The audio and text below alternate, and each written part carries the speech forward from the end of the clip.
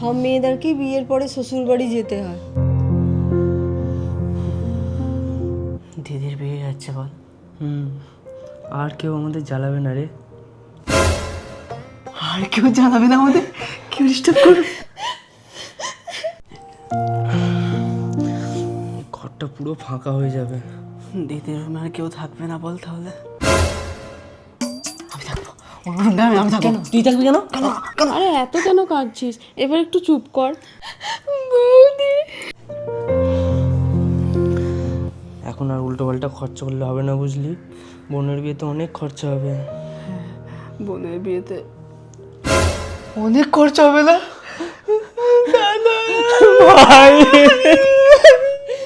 ওই দেখ, তোর কান্না দেখে আবার তোর দাদা ভাইয়েরাও কাঁদছে।